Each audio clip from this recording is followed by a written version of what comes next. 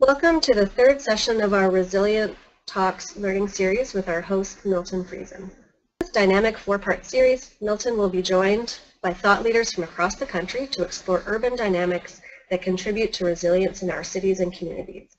Today's session is entitled Resilience and Measurement, and Milton has invited special guest Josh Yates to join him to explore a new paradigm of community analysis. What indicators can be used to measure thriving? What inspires this exploration, and how can we benefit from its results? I'd like to welcome the host of the Resilience Talk series, Milton Friesen, to the session today.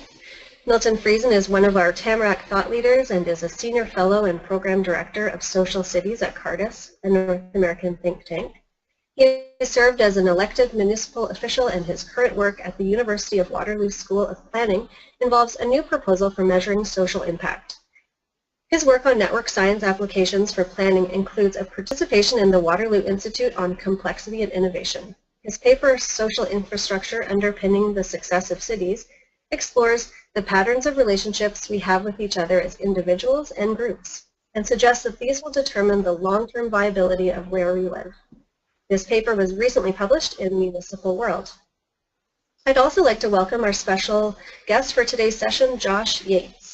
Josh is a cultural sociologist at the University of Virginia. He specializes in the study of culture and is the director of the Institute for Advanced Studies in Culture.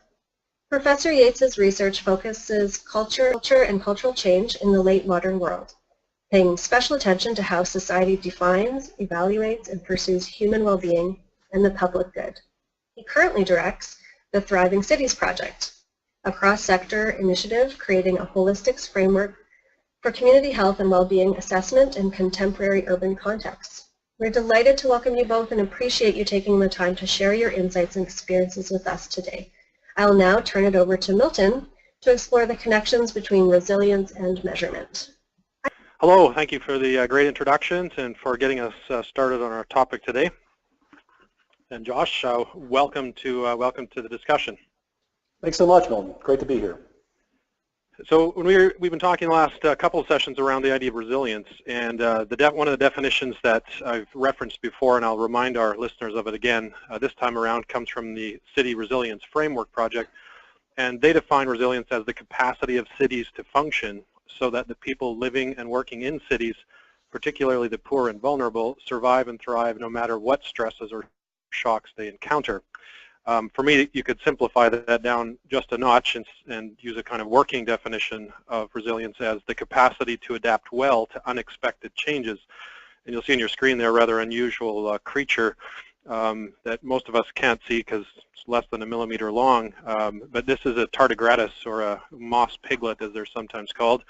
And when I was working on a project with a group of colleagues at the University of Waterloo around resilience, we decided that we would adopt this as our mascot, and you can see why it's not a mascot for any sports teams. But if you're a resilience fan, this is a creature you should get acquainted with.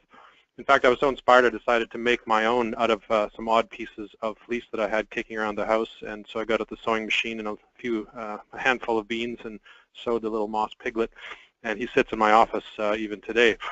But the thing that's really interesting with these creatures is that they're extremely resilient. They can endure all kinds of, I think, 1,000 times more radiation than a human can. You can leave them, they can dry out for 2 or 3 decades at a time, seemingly dead, and yet if you get them some water, they perk back up and seem to just carry on with their business without much notice that they've kind of had the Rip Van Winkle sleep. So they're really extraordinary creatures, and part of the reason that they're resilient is as the environment and conditions around them change, even in extreme ways, they're able to respond to it successfully and continue to function as living organisms, which in a sense that's a good moniker for what's happening with resilient systems. Today we want to focus in particular on what Josh has to bring to the conversation regarding the idea of measuring resilience, or measuring our ability to adjust to change. And part of that measuring involves understanding the indicators that tell us when we're doing well, and perhaps other indicators that tell us when we're not doing well.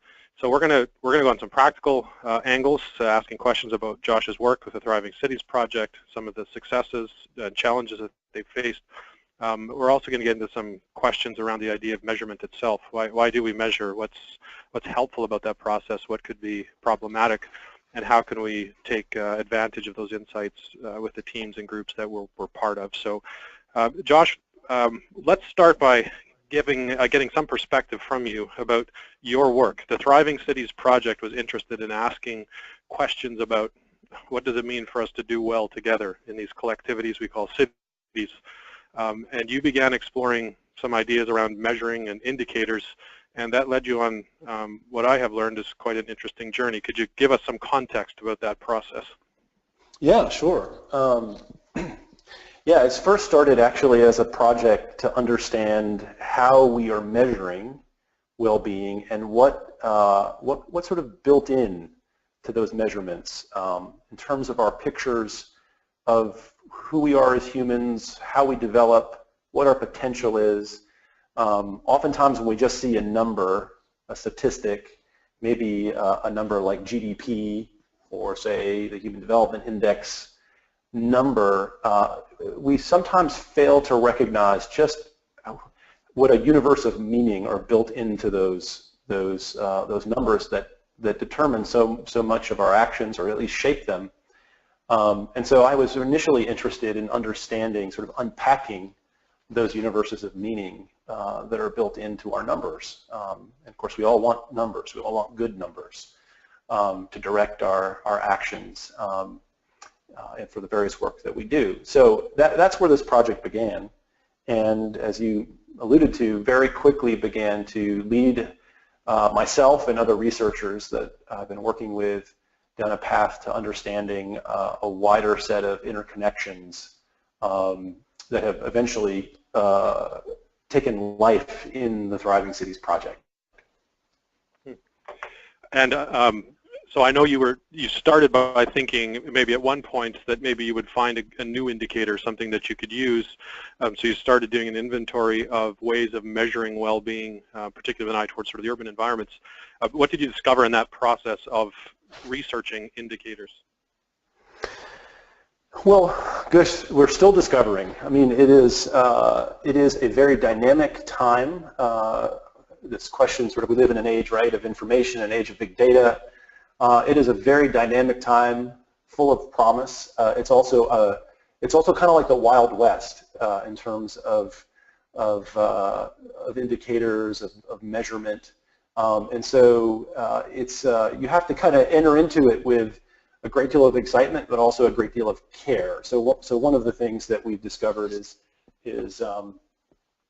like any time of any moment where you kind of have an explosion of exuberance and excitement, you have to be discerning. And so besides sort of figuring out a particular path to direct our own research and the tools that we're trying to create, it's also a time to sort of take care and to maintain a certain kind of groundedness with respect to all the possibilities. So at a general level, it's both excitement on the one hand, but also sort of some stock taking and figuring out where we need to take care, where some of the pitfalls might be.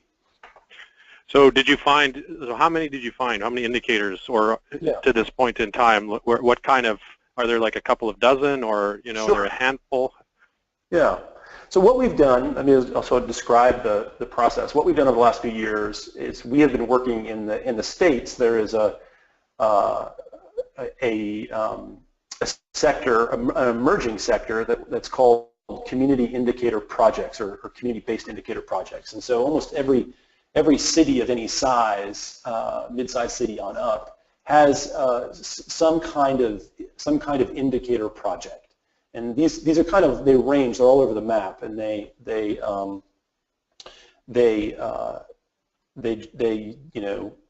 a national indicator consortium where many of these organizations are a part, but they they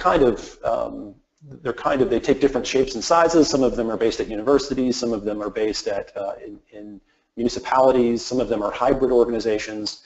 And of course, they all are attempting to measure things that people in those communities think are important, but also have some connection to a wider field of research and sort of best practice. And so what we've done is we have, using that as our starting sample, we have created a database of over 4,000 indicators and metrics that are widely used across the United States. We haven't done Canada yet, but certainly the United States. And so we created the database, and then the other thing we've done is we're now creating a tool that we call an indicator explorer tool that takes, at this point, the 300 most popular of those indicators and allows a practitioner, somebody through an online interactive application, web application, to interact with those indicators and to see what's popular in terms of what's being used around the country. And then we've done a ton of research on what is the strength of research support that actually that supports this as an indicator for something. So to use an example, third grade reading in the States has been a popular indicator of later on success in, say, high school graduation or educational attainment. It's also been cited fairly publicly as a good indicator, provocatively, of incarceration rates. And so the question is, so those are both popular in terms of, you know, what people are using them to be an indicator of, but there's the other question of how much research support actually bears that out. And it turns out in that given instance that third grade reading is a good predictor. A lot of research support in terms of later on high school attainment or graduation, but actually not that promising or supportive in terms of incarceration rates, even though that's been popularly publicized. So we've created a tool that creates for practitioner built on that 4,000 indicator database, and there's some other elements which I can go into as well that I think are pretty exciting. But that's an example of what we've been up to. And that's, I mean, it's great for context because that's a large number. To say that, you know, you start looking across the landscape saying there's ways for us to understand what's going on in terms of, you know, quality of life related issues and questions within our communities, within our cities and neighborhoods, even our organizations, you know, to start down that pathway, start collecting them and collating them, and to today be up to, you know, having a database of 4,000 suggests, as you said, a rather significant amount of exuberance around trying to figure out you know, which ones are meaningful, which ones are useful, and how do we access them. And so that leads me to the question about how have you found some coherence or given a framework to this large set of indicators within the objectives of what Thriving City has been trying to achieve. I know you've sorted through a bunch of different things and now settled on a framework that's kind of useful, and I'm sure it would be useful for you to walk us through that. Yeah, happy to. Before I do that, let me just say, though, just as an addendum to the last point, I think, you know, one of the things we learned as we waited out, you know, I'm based at a university, but I've spent, as you know, the last number of years going back and forth between the university and practitioners, people in cities that are you know, that aren't doing academic work, don't have the time or the expertise or the resources to do the work of discerning what kinds of indicators I should be paying attention to. And that's what we found over and over again, that while there's all this excitement and people are peddling different kinds of formula and indicators out there, the big request that we've heard over and over again is help us discern, help us to be wise in terms of what it is we're going to use for ourselves. And of course, people in the States, and I don't know if this is the same in Canada, but people in the States are increasingly under pressure from funders, you know, board of directors, to show outcomes, to show the data. And so again, I think we're trying to be responsive to a real felt need out there, which is there's a sea of information. How do we know, or where could we go to help us discern what are the things we should be paying attention to and using? So that was just a kind of an addendum onto, you know, kind of what we've heard from lots of people around the States. In terms of the framework, yeah, we come out of a particular orientation. It sort of comes at the intersection between sort of systems thinking, but we talk about that in terms of ecology, a human ecology, and I'll sometimes use the example of a natural ecology to make the point, kind of like you did, Milton, with the moss piglet, which I wasn't aware of. So that was pretty fun. That will be good dinner table conversation later. But I use the example of, I grew up in Montana and not very far from Yellowstone National Park. And the big story there for a long time, right, was the way in which the wolves were hunted to extinction. And so for a long time that was heralded as a real accomplishment. So like imagine if we got rid of the mosquito, right, an annoying nuisance predator that often got into people's cattle for the cattle ranches that surrounded the park and so on. And of course, over 75 years, right, a couple of generations of time, what began to happen is that the wildlife biologists began to realize that the biodiversity of Yellowstone National Park were really falling into crisis. We talk about resilience. This was not a resilient ecosystem, and they began to see symptoms of it all over the ecosystem. And it took them a while to figure out what the interconnections were. And what the main indicator became, interestingly enough, the disappearance of aspen groves that used to dot the landscape of Yellowstone Park. And they were asking themselves, what is going on here? It used to be one of the, one of these sort of cherished features of the landscape, and it was disappearing. And then the people who studied the trees started talking to the people who studied the watershed and the health of the aquatic water systems and the life there. They started following these chain effects, these trophic effects, and they began to connect all the dots. And what they began to realize was, right, these are all cascading effects from the hunting of the wolf to extinction. And what's really interesting there is that in a system, in a natural ecology, the wolves were what wildlife biologists call a keystone variable, which is a particular species, or rather a keystone species. And so the keystone species, not every species plays that role in a system, but those that do have a disproportionate impact on the health and well-being of all the other species. So when something happens to that species, the system itself changes or often collapses before it changes.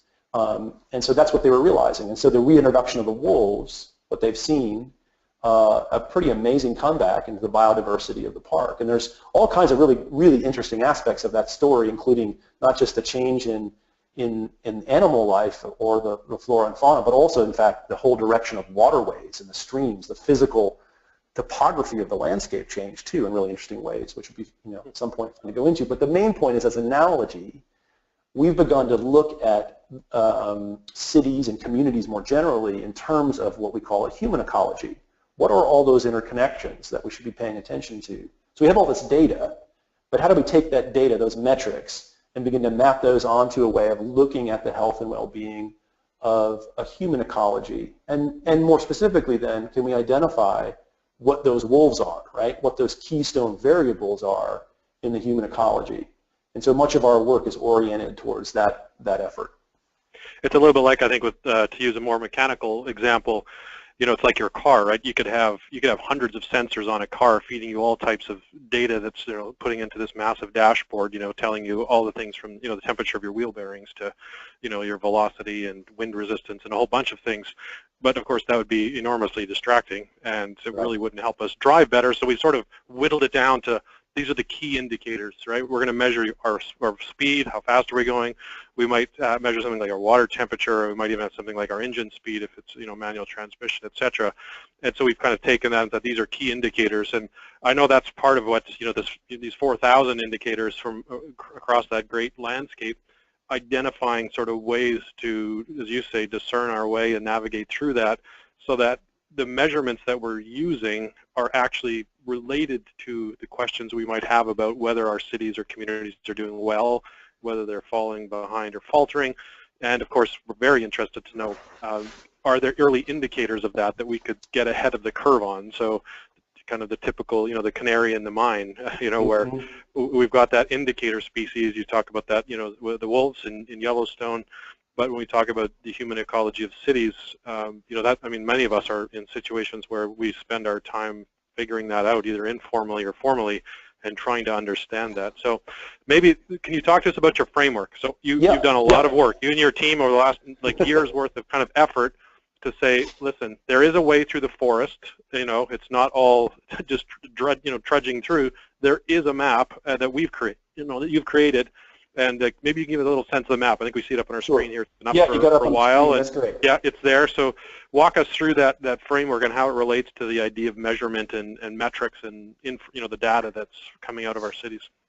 Great. Yeah. So the way that we break that human ecology down to make it manageable, as you say, and useful, we break it into what we call 6 community sort of fundamental endowments. And I'll say a little bit about the language of endowment, and I'll go into each one of these.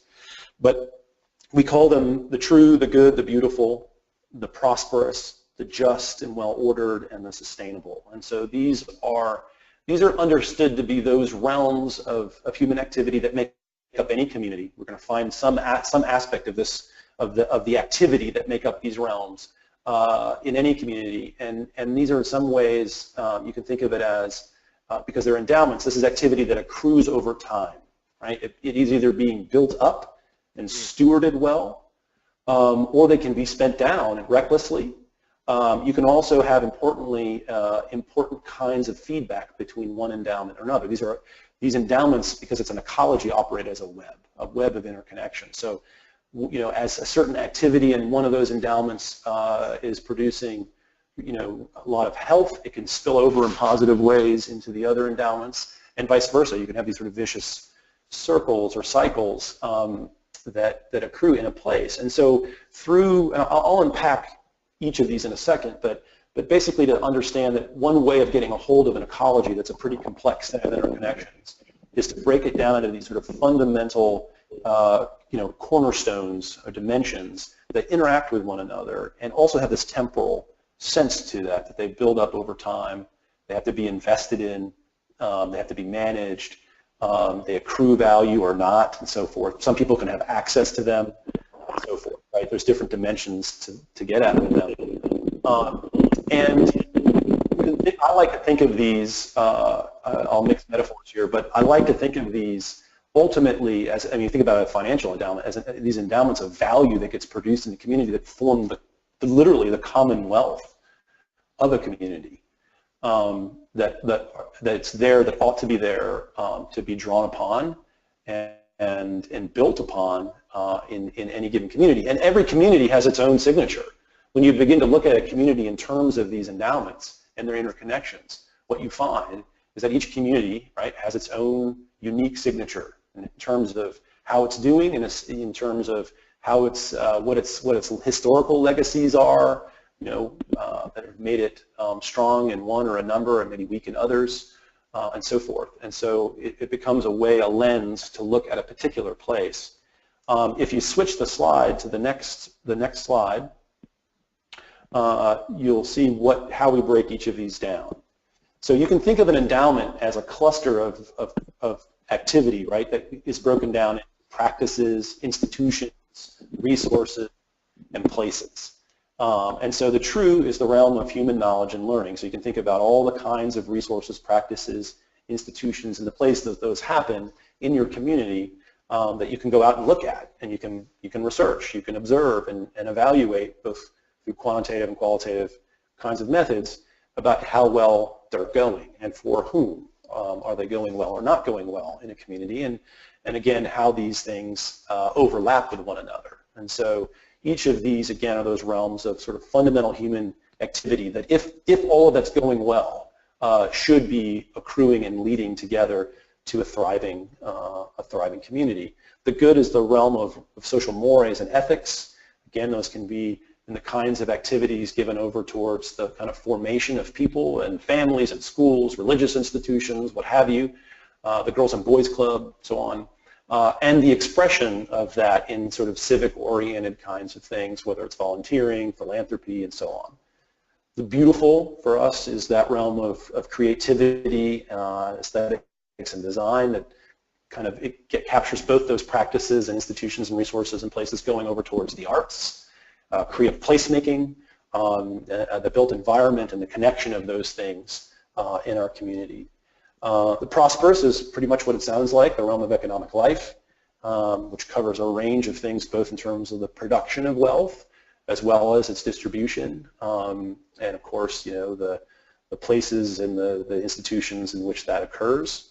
The just and well-ordered brings together those realms of political and civic life that are everything from civic engagement and law enforcement to the various kinds of citizen activities, maybe protest or places where people or have a voice or feel like a sense of inclusion. Again, a range of things, of activities that take place in the just and well-ordered.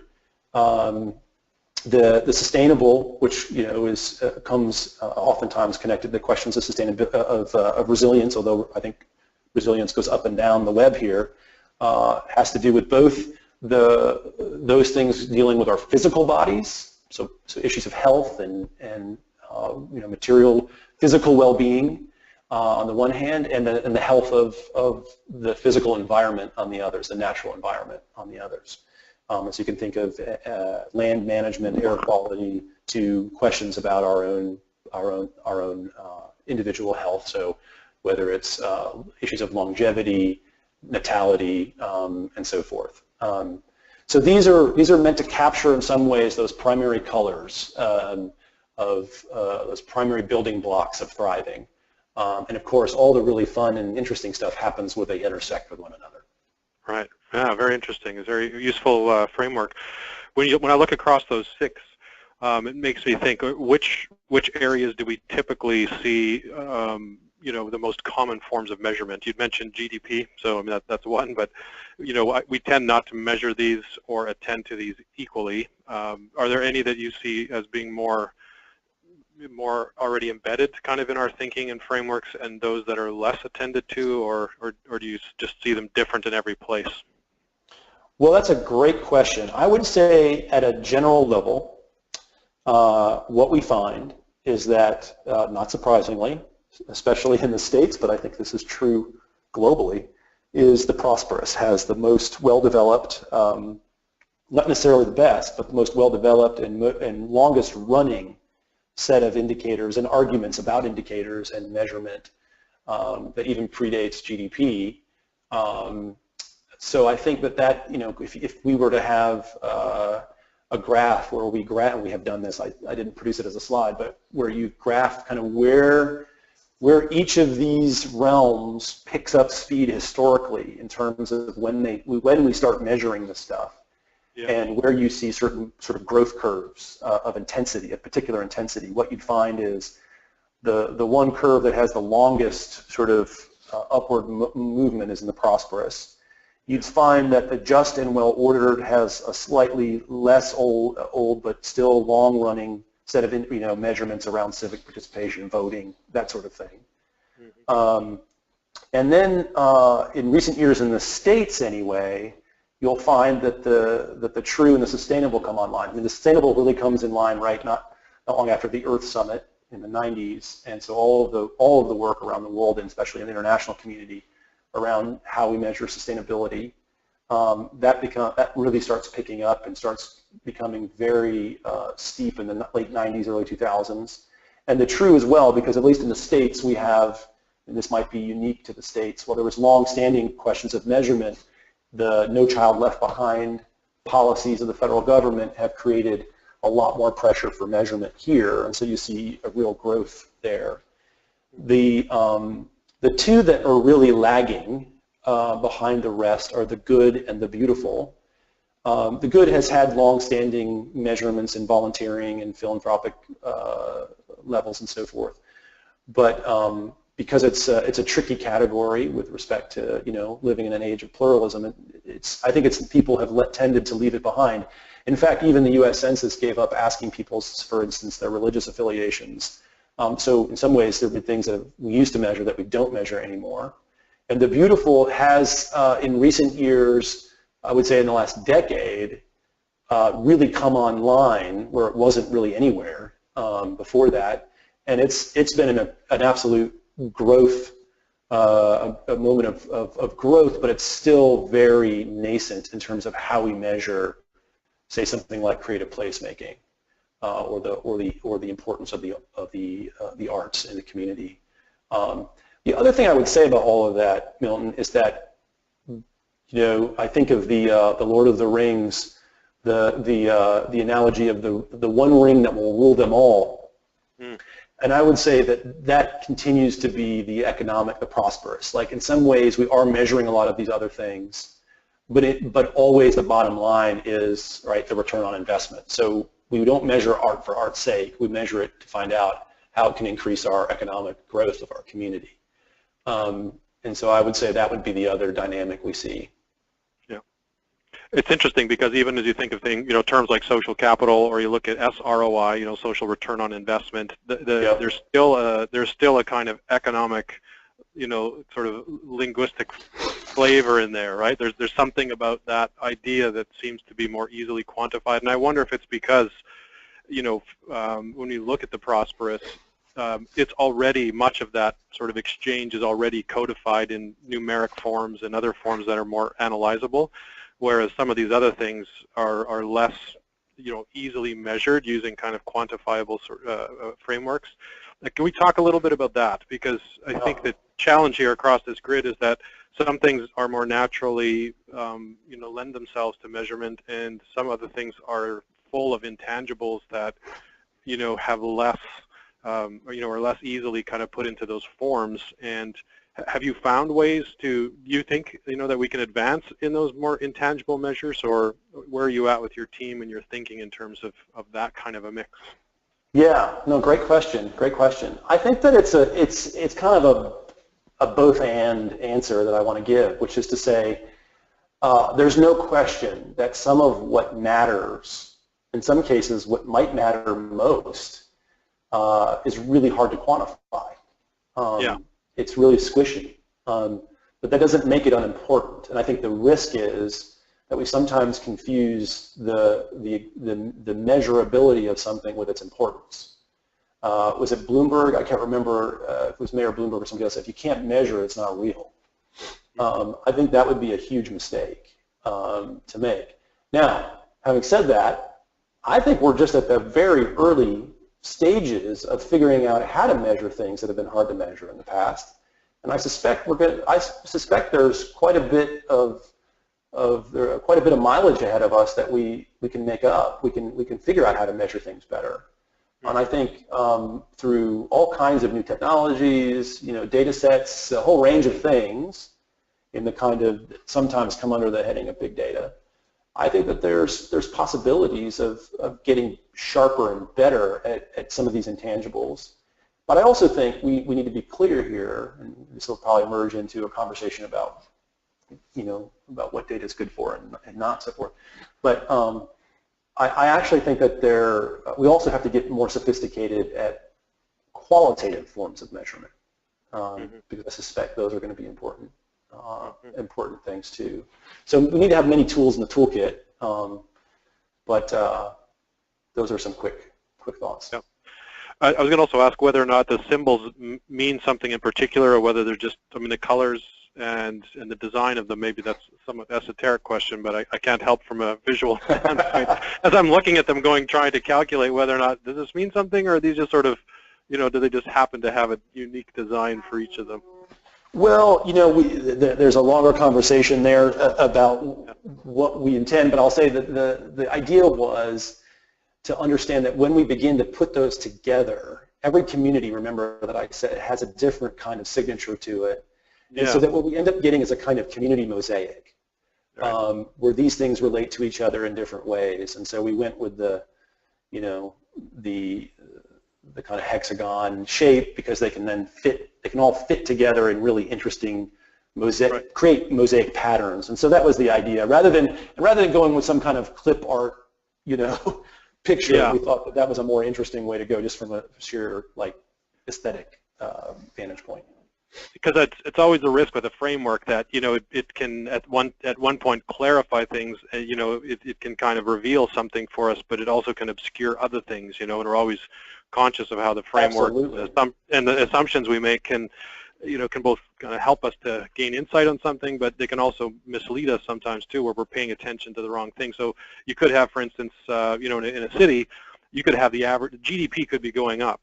Average income in a neighborhood could be going up, but it could, upon closer inspection, be going up because 3 people are getting extremely wealthy and the rest, the other 5,000 people are getting more poor. So the overall average kind of looks like, okay, depending on how we cut those numbers, we can see a positive, we can see a positive incline kind of on the income or the growth side, but it's never so simple on the ground. There's unevenness, and I think that's part of where, where measurement matters in terms of the scale of measure. So what have you been finding with your engagement with cities? Because you've been working across a number of cities in the U.S., meeting with community groups and kind of engaging with this.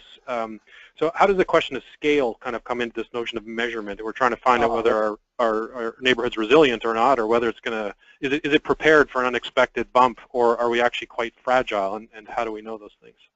Yeah, so no, that's a great question. We've been working in about 6 different cities now to sort of with community members of different kinds of stakeholders, and what we've discovered is that right now the kind of the frontier is at a place-based or neighborhood level, which isn't to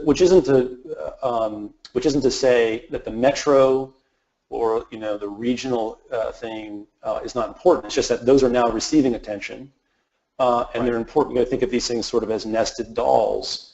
But the piece that needs to be added to the doll that needs to be created, right, to have the full set, is really at neighborhood level. So a lot of the energy here is pointed there, and the question is, how do you go into a neighborhood and assess it both quantitatively and qualitatively?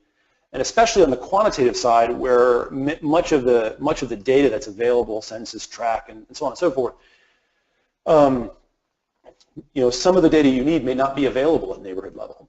A lot of public health data, for instance, is only available at county level, or sometimes zip codes and so forth. So how do you do that? And I think there's a lot of interest in that. And so 2 things that we're doing as a way of making our own contribution to those efforts, and there are many efforts underway. I mean, some really good efforts. So one thing that we're doing is we're creating a kind of APGAR score. If you're familiar with APGAR score, at least it's sort of when a baby's born, the doctors or nurses do a quick assessment of the basic functions of a newborn to make sure that there isn't a kind of something wrong, a kind of failure to thrive situation, a kind of acute situation. And so what we wanted to do is to try to come up with, using our 6 endowment framework, could we come up with measures that basically provide that quick APGAR score that can then be for a neighborhood level, a neighborhood level scale. It can be then compared to other neighborhoods in the metro, the particular city or metro, and then to national, median. So the reason being is that you may have a city where the whole city is depressed in certain ways, and so if you just went with the metro, it would be skewed in a certain way. And so this just becomes a quick point of reference to figure out, like, what's that threshold line in a community where we would want, where everybody has the opportunity, it has enough across the whole web, the whole ecology, enough health for there to be the possibility of certainly not a failure to thrive situation, and at least to be in a situation where there's a possibility for those communities to work towards their thriving in a more full way. So that's one of the things we've been working on, and are getting ready to pilot that in a couple places. The other thing, and this maybe blurs into the question about how far data can take us, quantitative data can take us, is we're now working on what we call a citizens field guide to place-based thriving, and basically it's taking that baseline that I just mentioned, but then connecting it to 3 other kinds of information. And this is kind of a deep dive in a community, not just a quick snapshot of metrics. So the first dimension is that baseline. The second dimension then connects that with important qualitative information, particularly historical. Like, what are the historical legacies that have shaped a place along those 6 endowments? So you can think of a place like Richmond, Virginia, which is one of our pilot cities, where the legacy of racism and Jim Crow and going back to slavery is still very much alive, especially since that all informed urban renewal practices that shape the prospects of public housing and whole communities, whole neighborhoods. So that those legacies are still very real. So how do we take those snapshots in time, those baseline, first locate them in their histories, but also disaggregate them, because many of those things are going to be averages that don't show you the important, as you said in a great example, GDP can go up, but it's because it's 3 people. So how do you disaggregate? And then the third piece of information, or the second piece of information, so the first is the baseline, the second is the historical, the third is then we spatialize it, right? We actually, through GIS and other kinds of geospatial visualization, actually see the distributions across physical space and geography, which is incredibly illuminating.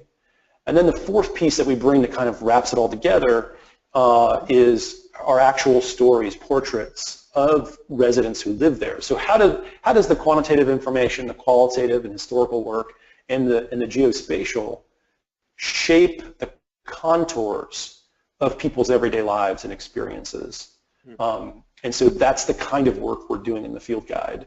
There are other pieces to it as well. So those are 2 ways in which we're working to take all this work on data that we've done, the framework we've created, and then use that in a way to kind of get down at a neighborhood level.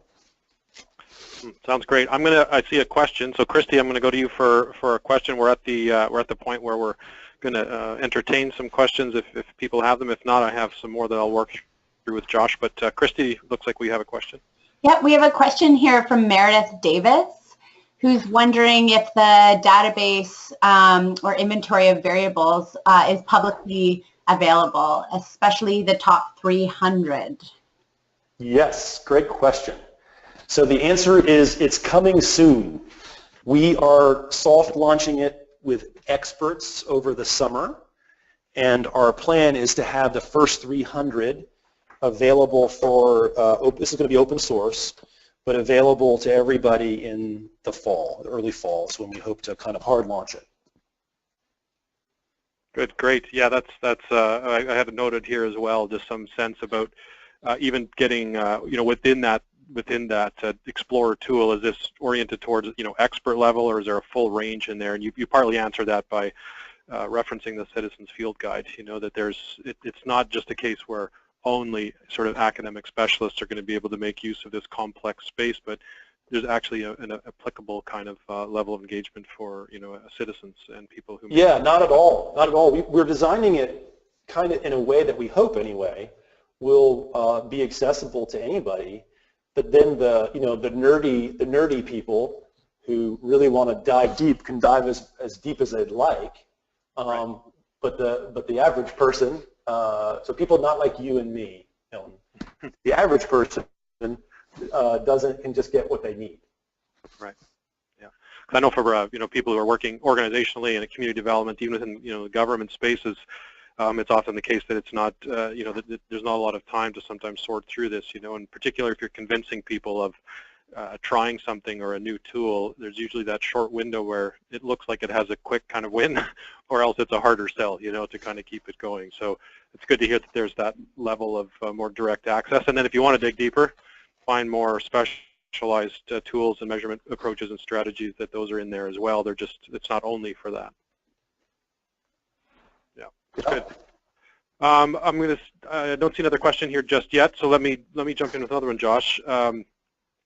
It's a challenge for us to sort of make sense of who's responsible for this. So why has the Thriving Cities project sort of taken this on? I mean, it's often a case when we're asking questions about paying attention to like resilience and measurement. Who should be doing the measuring? Is this a government question? Is this for civil society organizations? Is this for the academy? When you look across that and you're exploring the space yourself, what do you see in terms of where responsibility is typically residing, in answering these kinds of questions? Well, as I mentioned at the beginning, it's the Wild West down here in the States, anyway. I think so. Descriptively, I see I see responsibility residing all over the place. So I see the federal government is trying to do all kinds of things, particularly around like the social determinants of health. Yeah. Tons of philanthropic interests, the Robert Wood Johnson Foundation, tons of foundations are trying to do their part. And of course, civil society actors of all kinds, even businesses, are increasingly involved in various kinds of social impact kinds of thinking. And so I think it's sort of all of the above in a descriptive sense. There's lots of people who are trying to figure this out. And as far as I'm concerned, I think it's as it should be. I think we should get as many different minds from as many different angles and expertise and so forth to be working on these things, because it's going to take us a long time to work all out the full potential of how we think about data, how we think about measurement, how we think about assessment, and so forth, how we think about something like return on investment. So I'm actually all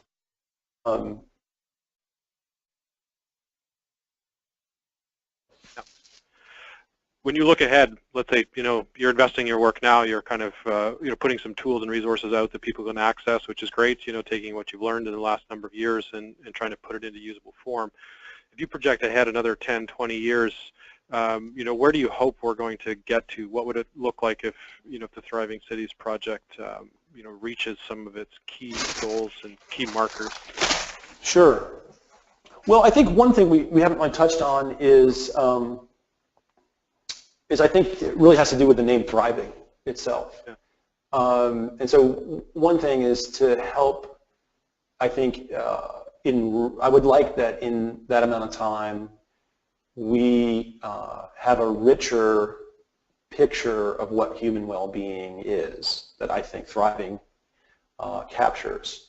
I think there's a lot of pieces to a big puzzle, and a lot of us hold on to different pieces, whether it's happiness or sustainability or prosperity or livability, all these terms that are thrown around somewhat interchangeably, but I think that's actually misleading. Mm-hmm. I think that we need to train ourselves to think in more holistic terms, and I think Thriving can help us do that, but it's going to take some time, and I think people are trying to get there from different perspectives. They're trying to broaden. I see a lot of people trying to broaden their own concepts, trying to get to a more holistic concept like Thriving. I think that by the way, I think that probably the best synonym for it would be something like flourishing.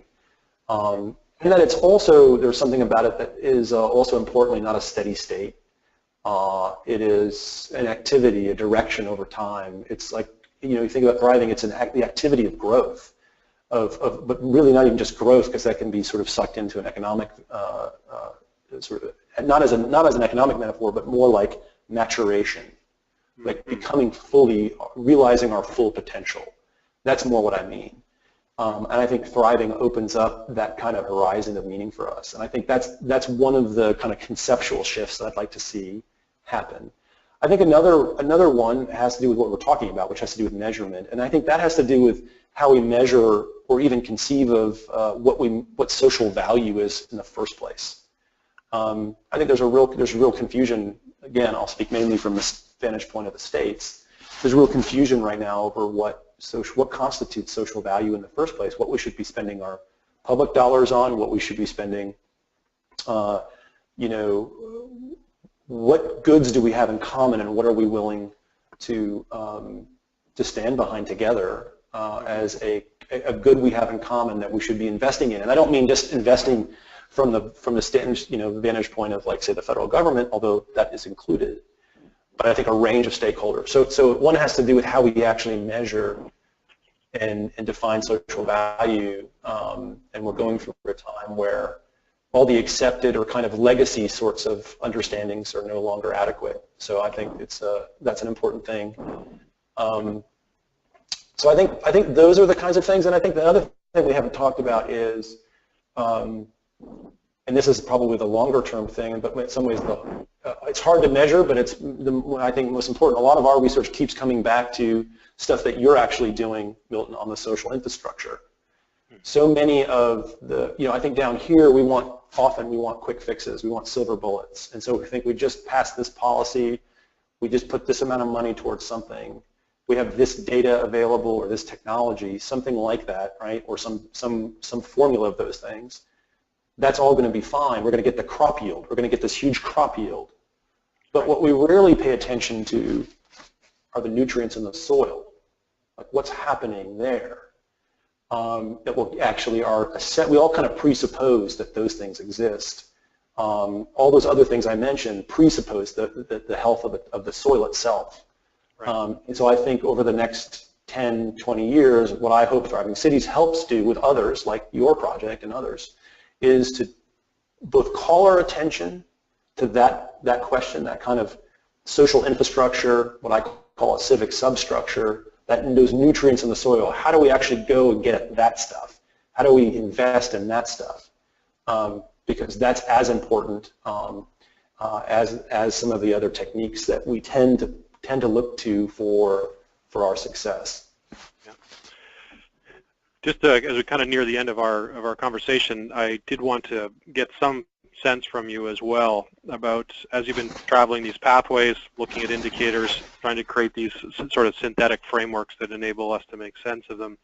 Have you seen any sort of pitfalls, warnings, problems, or have you glimpsed any sort of cul-de-sacs or mine shafts that we should avoid or should pay attention to when we think about what's going on in the measuring these kinds of difficult social phenomena?